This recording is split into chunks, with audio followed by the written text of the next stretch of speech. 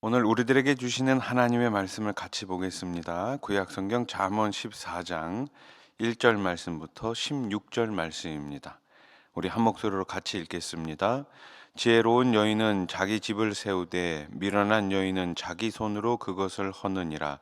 정직하게 행하는 자는 여호와를 경외하여도 패역하게 행하는 자는 여호와를 경멸하느니라.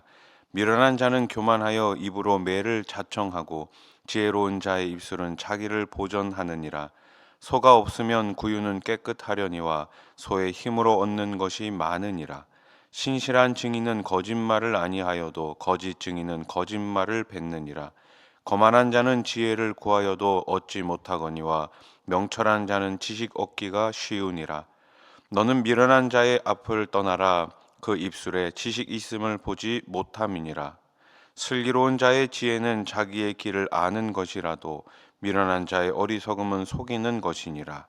미련한 자는 죄를 심상히 여겨도 정직한 자 중에는 은혜가 있느니라. 마음의 고통은 자기가 알고 마음의 즐거움은 타인이 참여하지 못하느니라. 악한 자의 집은 망하겠고 정직한 자의 장막은 흥하리라. 어떤 길은 사람이 보기에 바르나 필경은 사망의 길이니라. 웃을 때에도 마음에 슬픔이 있고 즐거움의 끝에도 근심이 있느니라. 마음이 굽은 자는 자기 행위로 보응이 가득하겠고 선한 사람도 자기의 행위로 그러하리라. 어리석은 자는 온갖 말을 믿으나 슬기로운 자는 자기의 행동을 삼가느니라.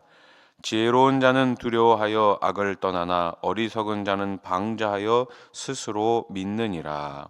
아멘. 우리 모두는 부모나 자녀 혹은 배우자의 역할을 감당하면서 가족의 구성원으로 살아갑니다. 잠언은 가족의 일원으로 역할을 제대로 감당하면 집을 세우겠지만 그러지 못하면 무너질 것이라 말합니다. 누구나 화목하고 형통한 가정을 세우고 싶어 하죠. 이런 가족 공동체를 세우기 위해 우리가 갖추어야 할 태도는 무엇일까요? 첫째로 우리는 하나님을 경외해야 합니다. 어떤 특정한 장소에서, 특별히 예배당 안에서, 교회 안에서만 하나님을 경외하는 것이 아니라 우리 삶에 있어서 가장 중요한 장소인 가정에서부터 하나님을 경외할 줄 알아야 합니다. 과거부터 사람들은 배우자를 선택할 때 성품과 가치관을 매우 중요하게 생각했습니다. 이외에도 능력이나 외모가 조건이 되기도 하죠. 특히 요즘 젊은이들은 뛰어오른 집값과 물가, 그리고 불안한 경제 상황 때문에 상대방의 직업과 경제적인 능력을 중요한 조건으로 내세우기도 합니다. 사람들이 결혼 상대로 이런 조건을 보는 이유는 새롭게 세운 가정이 화목하고 형통하게 유지되기를 원하기 때문이겠죠. 그런데 이 모든 인간적 기준보다 더 확실한 중요한 기준이 있습니다. 오늘 본문은 지혜로운 여자는 자기 집을 세우지만 어리석은 여자는 그것을 허물어뜨린다고 말합니다. 1절 말씀을 다시 보세요. 지혜로운 여인은 자기 집을 세우되 미련한 여인은 자기 손으로 그것을 허느니라. 아멘. 건강하고 견고한 가정을 세우기 위해서는 무엇보다도 지혜가 필요합니다. 그렇다면 건강한 가족 공동체를 세우는 지혜는 어디서부터 오는 것일까요? 바로 하나님을 경외하는 마음입니다.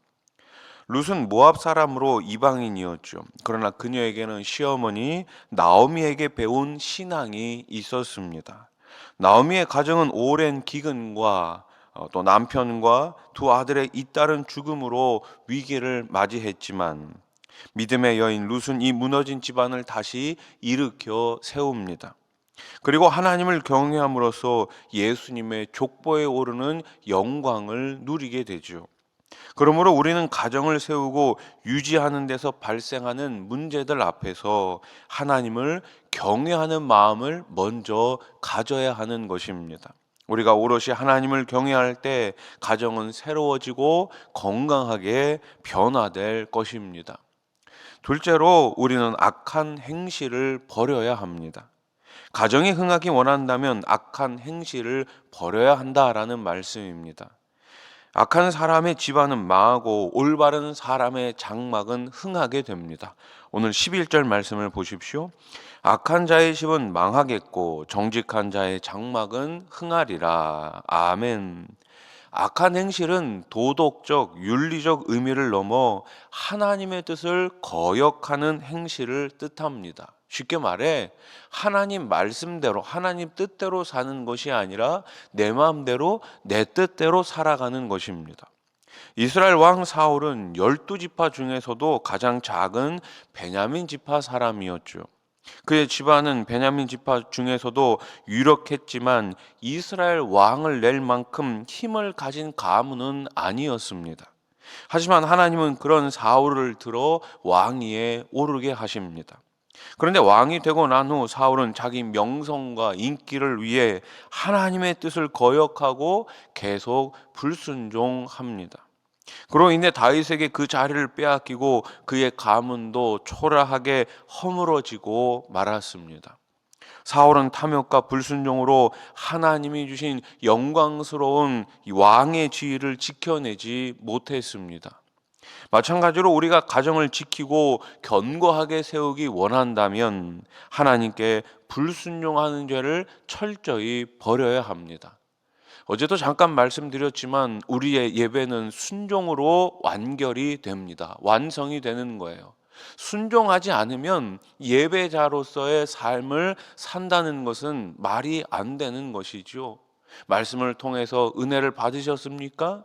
그러면 그 말씀대로 살려고 애쓰고 힘쓰시기 바랍니다. 그것이 바로 순종하는 자세입니다. 이기심과 탐욕을 내려놓고 하나님을 거역하는 행실에서 떠나야 합니다. 부모는 자녀들을 통해 자기 욕심을 채우려 하지 말고 자녀들은 부모에게 필요 이상의 지나친 요구를 해서는 안 됩니다.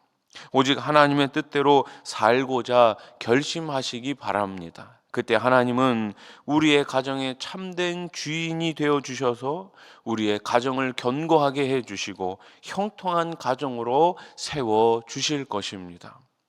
오늘날 많은 가정이 흔들리고 있습니다. 깨지고 있습니다.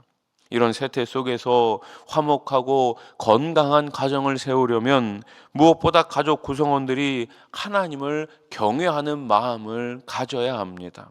또 하나님이 싫어하시는 죄를 멀리 해야 합니다. 가정의 첫 자리에 하나님을 모시고 순종하며 사는 것입니다. 가정의 그 식탁 자리에 언제나 찾아오시는 그 주님, 그 주님께 우리 가정을 맡겨드리고 우리 자녀를 맡겨드리고 우리의 모든 삶을 맡겨드릴 때 우리 하나님께서 우리의 가정을 더 아름답고 풍성하게 인도하시고 채워주실 줄로 믿습니다. 우리 수원하산교회 모든 가정이 화목하고 건강한 가정이 되기를 주님의 이름으로 축원합니다. 기도드리겠습니다. 하나님 아버지 감사합니다. 우리의 가정을 세워주신 하나님, 우리의 가정이 하나님 안에서 주님을 사랑하고 주님을 기뻐하며 하나님이 싫어하시는 악을 버리는 그런 가정이 되게 해 주시옵소서. 가정에서부터 하나님의 말씀으로 우리 자녀들이 잘 양육되게 해 주시고 가정에서부터 예수 그리스도의 빛으로 소금으로서의 사명을 잘 감당해 나갈 수 있는 우리 수원하산 교회가 되게 해 주시옵소서. 부모님들은 자녀들에게 귀한 믿음을 물려주고 우리 자녀들은 주 안에서 부모님께 순종하며 하나 되는 아름다운 가정, 귀하고 복된 가정들 다 되게 해 주시옵소서. 특별히 믿지 않는 가족들이 있으면 이 시간 주님께서 찾아가 주셔서 그 성령님 주시는 마음을 통하여 온전히 예수 그리스도를 영접하고 온 가족이 주 안에서 하나 되는 구원의 기쁨과 감격이 넘치는 가정이 되게 해 주시옵소서. 예수님의 이름으로 기도드립니다. 아멘.